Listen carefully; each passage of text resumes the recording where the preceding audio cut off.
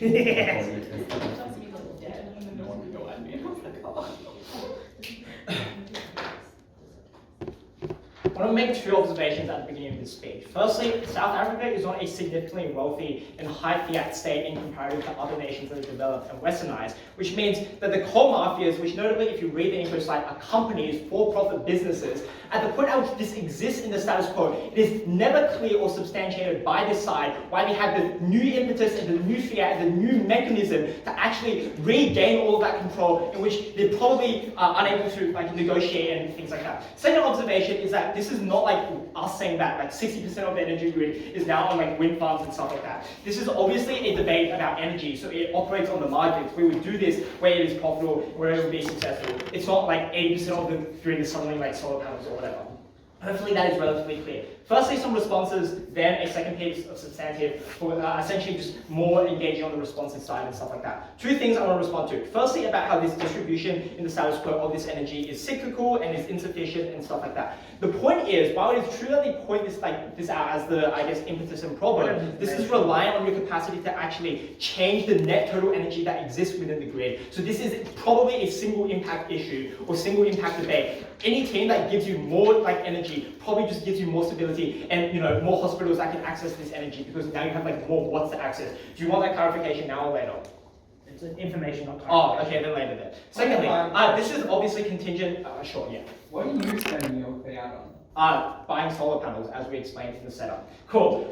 So second response under this thing is this is obviously contingent on your capacity to actually regulate this and implement this nebulous fiat that they have, because I think this is capital and monetary fiat, unlike the legal fiat that I'm going to push to you in my substantive and stuff like that. Second response is in regards to how this is risky, slow, the generic stuff about how clean energy is not particularly useful. I think I have 4 or 5 responses. Firstly, we literally set this up. This is using NGOs, predominantly not-for-profits. The green energy space is significantly run by, the Silicon Valley startups and stuff like that, which is to say they're eager to enter into a new market and will probably cut us significant costs or just give us a better deal than BP fucking would, or Rio Tinto and stuff like that. Secondly, we literally said we will buy solar panels, so all of this stuff about we have to do it in-house or we have to develop all this stuff is untrue. This technology exists in countries like Germany. It's relatively cheap. We're going to do this and we're just going to buy it. It's going to be much better than having to negotiate with Rio Tinto and stuff like that. Thirdly, we actually have the monopoly and leverage power in this instance at the point at which the power is now not in the negotiating hands of Rio Tinto and stuff like that. It's now in the hands of the South African government and their people, which means that at the point at which this is much smaller market, these people are much more eager to enter this, and that means same mechanism, we're much more likely to get these things.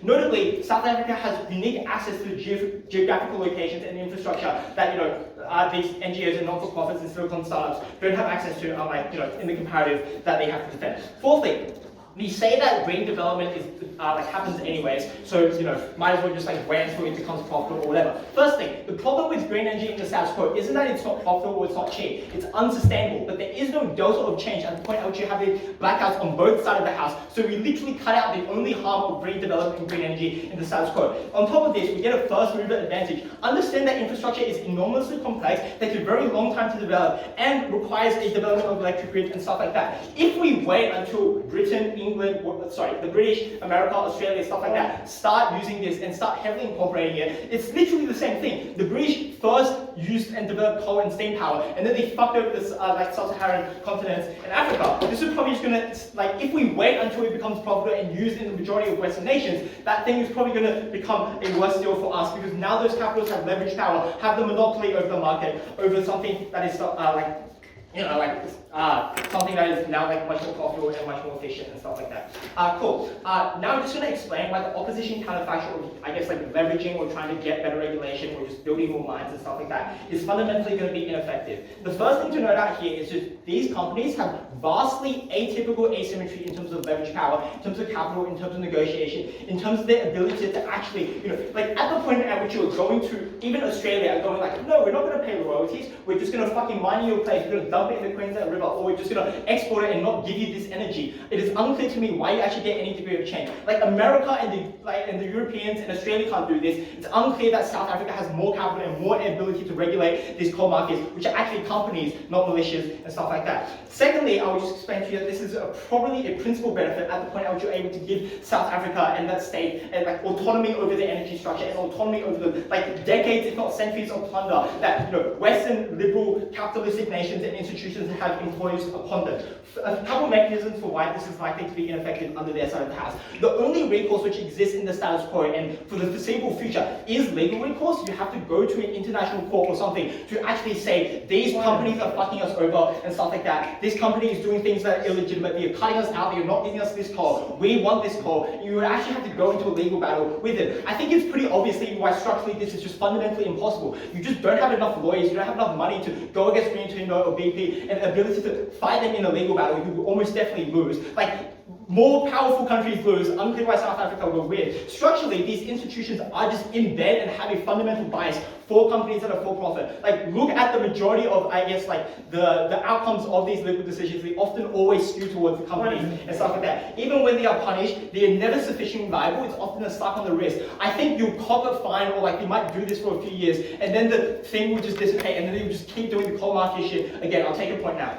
Naming one country which is mostly reliant on renewable energy. Listen to, dude, second thing is it's not 50% solar panels. It's we moved from 3% solar panels to 5% solar panels. I literally explained this is a small margin debate. South Africa does not have the capital to do anything on either side of the house. Second mechanism about, why the op claim is insufficient. Because now you actually have property export and control over this. BP, when they buy the land to build a mine, now owns the coal. This is different to when you build solar panels on your land that the South African government and the people own. We also explained to you this is probably just building solar panels on buildings and stuff like that. NGOs are probably relatively able to do this, relatively happy to do this. It's far more likely to be effective and more likely to happen at the point at which you are, spending slightly more in terms of infrastructure and incentivizing them and stuff like that. Counterfactual. South Africa has no counterfactual. It's either go to BP or Rio Tinto. Both of them are going to fuck you over because of the heavy machinery required to mine this coal. Obviously, South Africa doesn't have any leeway or movement in terms of this. Fourthly, we'll explain to you that there just is no other coal mines you can build new ones. I think the majority of the African continent probably has all of their coal mines already plundered by Rio Tinto and BP. It is unclear why you're able to regulate, unclear why you get more mines or even get more energy. Their impact and their, imperative is quite clear and quite noble, but they never mechanistically are able to increase more energy or more stability within these grids. So proud to govern.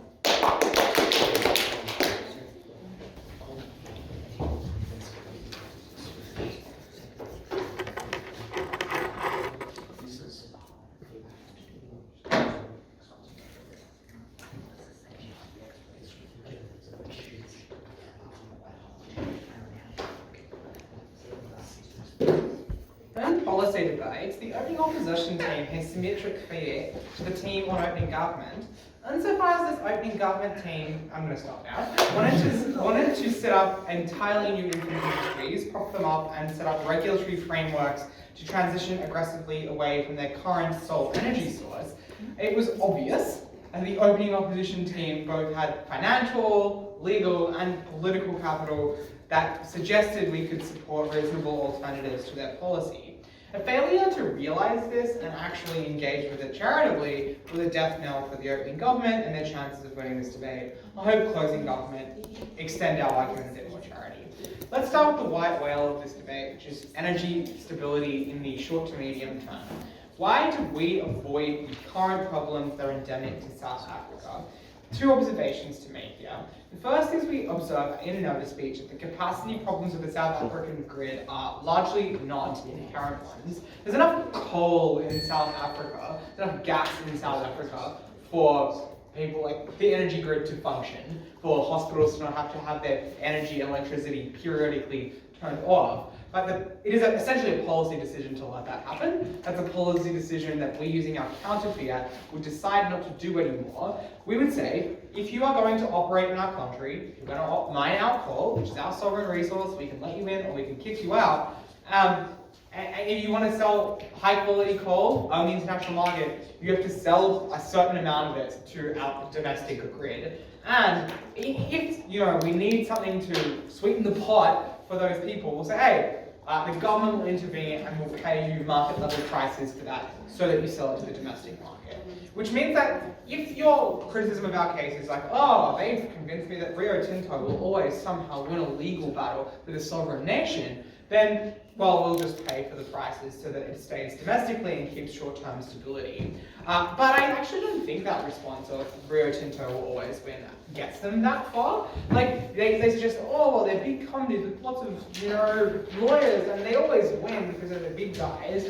But I think that if the threat is your costs of operating in our sovereign territory are you must do this, otherwise you can't mine our coal, I think most companies' preference wouldn't be to stop operations, it would be to comply with those regulations. So we avoid the problem of short-term energy stability by dealing with the capacity problem, which is I think quite proximate, that the coal which exists, which could fund a functional energy grid in South Africa, isn't currently doing that, and we fix that. But I also would suggest that we spend additional capital that we have, that they are spending on transitioning to an entirely new energy grid that is capable of servicing renewable energy sources, on shoring up the traditional grid in the short term, which is easier to do, right? Because that grid already exists, it's just about upgrading it rather than retrofitting out an entirely new one.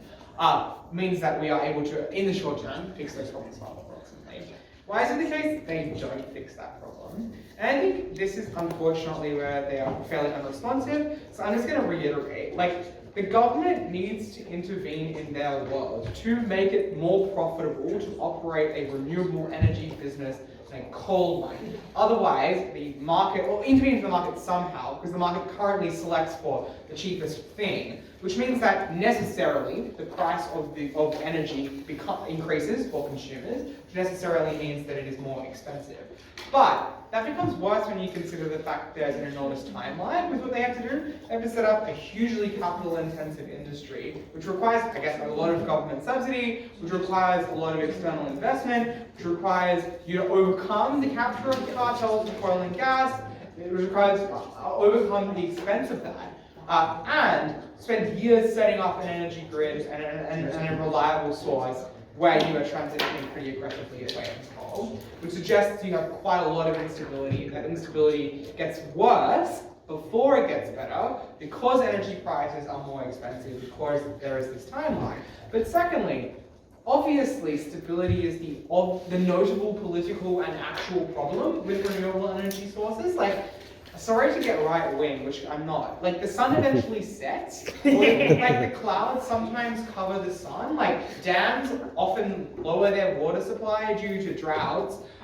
Nature's forces, yes, can be a reliable energy source in 20, 30 years' time, perhaps. But that requires a lot of planning, and it requires a huge, predictable amount of planning. As compared to coal, it's an inanimate object. We know if we burn it, it produces a certain amount of electricity. That probably means that it just does create more instability in the energy grid that does exist, which means that we avoid all the problems of instability, and they exacerbate them at the very least in the short term, but most likely throughout. Let's go. So I don't think BP is going to like your policy for very long, so they're probably going to resist you. Also, this is a structural problem that plagues every single nation. It is once again still not clear why South Africa uniquely can regulate or do whatever you want with it. Well, why can South Africa do a wholesale renewable energy transition in your world? We operate in debating where we imagine the fiat exists, but I think the fiat for your policy actually, despite the fact that you were never willing to defend it, is enormous. You need to prop up infant industries that are less profitable than the one that exists currently. You need to overcome people's political opposition to the fact that their energy is becoming more expensive, that their energy is less reliable when it's already extremely unreliable. BHP Billiton will have to fucking deal with it, because they're a company that is increasingly becoming unprofitable because of renewables, and as you say, getting more profitable, getting better.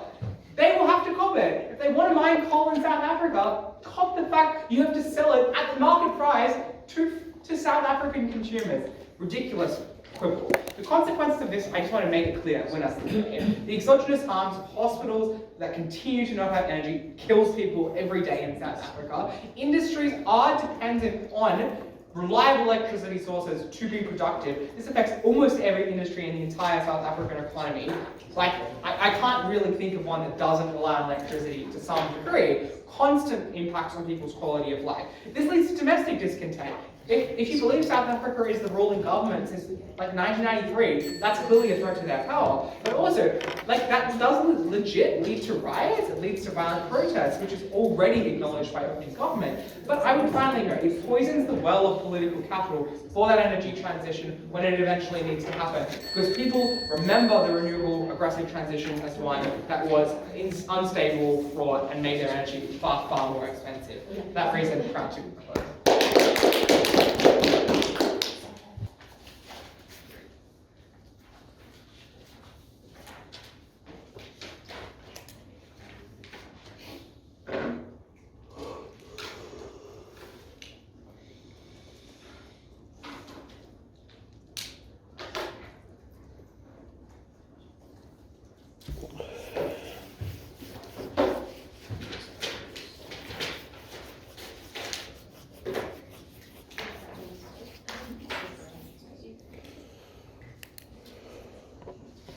The POI I asked for opening, which I hope to ask to closing as well, which is name a nation which is reliant on renewable energy, establishes a couple of things in this debate.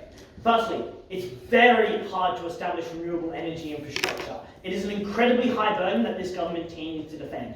But secondly, it responds quite nicely to opening government's push, because their claim is that we can just import international industry to construct this renewable energy infrastructure. It explains that there isn't sufficient enough international industry, which then takes a higher burden than our opening, but also explains to a more thorough degree why this is something that's very hard to occur. Two extensions in this speech. Firstly, why it is impossible or incredibly hard to integrate renewable energy infrastructure into the current South African infrastructure, and then secondly, why building coal mines allows you to preserve your economy for longer. Noting that South Africa probably also cares about its economy, you provide a unique benefit of improving your energy, you also improve your economy. So let's start on the first extension about why it's very hard to integrate renewable energy plants into the current infrastructure. The goal of this is noting open opposition explains that it's very hard to establish renewable energy industry. We're explaining even if it was easy and even if you could do this, you wouldn't even be able to get it integrated in a costly or an effective manner. So we take a higher burden than our opening, but we also take the logically prior explanation to explain why this thing would never be occurred. But additionally noting that they don't sufficiently respond to opening governments, there's international that can fill this in, and thus we also take our opening government's claim there. So there are three main forms of opposition that exist that make it very hard and very slow to actually to integrate this renewable energy. Firstly, there's active political opposition. The coal mafia has already been opposed to the energy transitions in the past. They do prefer coal and gas to make money, but they have also just sabotaged the infrastructure in the past. They have sabotaged South Africa's energy infrastructure. And so we think that they're likely going to oppose things that take power even further away from them. So you should probably preserve and go to something that they want. Secondly, there just does exist anti-green movements in nations, and that's something you have to contest with. But thirdly, there is a loss of jobs. You lose the jobs of potential coal miners and coal power plants, which are often quite sympathetic around election time. So you face a lot of political pressure around this, which makes transition to renewables quite hard, which explains the second thing is that there's a lot of economic trouble with trying to integrate and create and transition to renewable energy. Firstly, you just have a loss of investment in that you are less likely to open up new mines, and this is a core part of your export industry at South Africa, and this is a core part of just your industry in general. So it means then that people are probably going to be less inside to something that is not as important to their industry and that is not crucial. But secondly, you probably also have a loss of exports, which just cuts the amount of money that governments can get. So there is less economic reason. Now, then, thirdly and finally, why it's just mechanically quite hard to establish a renewable energy grid, which comes down to the core meat of why we take our opening on a higher burden of explanation. And there are two reasons to this. Firstly, to establish a renewable energy grid, you need mass batteries in your nation. However, battery technology is not sufficient to support the infrastructure of an entire nation. The reason why is that they are not at the capacity in order to store batteries. But secondly, they're not at the energy density. So at the moment, if you wanted to get the a nation's scale of batteries, you either need to have so many and so large batteries that are so infeasible, expensive, or slow, or it was just impossible in the first place because you were never able to get them in batteries small enough, or it was something that simply wasn't safe enough, or the battery technology was not cyclable enough. That is, batteries do degrade over time. You need your energy infrastructure to last years, and batteries last maybe a year at most at the moment. That was not something that was sufficient to sustain your industry. So we thought then that you would just run into the same problem into a years later. They only saved it for a while. The counterfactual then is that coal could run at all times. You didn't need to have mass amounts of batteries where there were slumps. And so that means we were able to preserve the economy for longer periods, preserve the energy for longer periods of time. But the second thing to note is the context is that South Africa's energy infrastructure is currently quite poor. It is partly due to corruption in Exxon, which is their energy provider, and but also because there is currently a lack of competition as well within the nation for energy production. So you just firstly don't have a lot of the expertise to set up and create a completely new energy renewable grid. But there are also other aspects of renewable energy which are unique and different to coal. That is, firstly, renewable energy is coal is that run at a constant voltage because you can burn and generate the turbines at a constant time. While renewable energy is fluctuation in voltage and fluctuating voltage, which means you need to change your power lines and your transformers, which you do not have. South Africa has not updated its energy infrastructure in over 20 years, and so that, again, slowed down the ability for them to transfer renewable energy. It made it something that was more expensive, but also it meant that they all probably had to have other things like higher voltage wires, because ultimately, the closest that you can get to a nation relying mostly on renewable energy is maybe South Africa and Australia. But they shore up their energy reserves just by buying power from other nations, so it doesn't even solve the problem in the first place. The harms of this then is even any form of mitigation I give in this speech is incredibly crucial because it explains that the transition is slower than the comparative and thus we kill more lives and everyone agrees that a fast transition is better. So the mitigation to a slower transition means that we way higher because we get the faster transition. Before I move on, I'd like to take over. All of your reasons knife yourself because if they're opposed to a green transition, we would also be opposed to a crackdown. But we're not doing a green transition, we're doing investment, we're buying solar panels like some of them and a couple batteries. No, you don't actually understand the nuance of opening opposition's model. They even respond to this already. They're like, you now have to just sell some to the African people, so they still make the same amount of money. It's just it changes who they're selling it to. So that's not a problem that we have to face in this debate. Let's then move, the conclusion of the first argument is that the point we do it faster, that means we do it better and we save more people. The second extension then that we want to provide to opposing opposition is that we preserve coal jobs for longer. That is at a point where, everyone, this is a unique benefit in the debate, in that no one talks about how we preserve the economy. By setting up coal infrastructure, we can save coal jobs for longer, we can keep jobs for longer. So eventually exports will reduce for coal over time for two reasons. Firstly, it was just conceded that there will be a shift into renewable energy, but because it's cheaper and cleaner, but also the relative cost of renewable energy. When you establish your native coal industry and coal power production, firstly, you can make up for the lost exports which keep up your economy. But secondly, you can keep all the coal mining jobs, and so that means you preserve the jobs for everyone, and the point where you believe that both nations can both save the energy, we provide the benefit of keeping people's jobs. This was valuable to these individuals. Turn to opponents.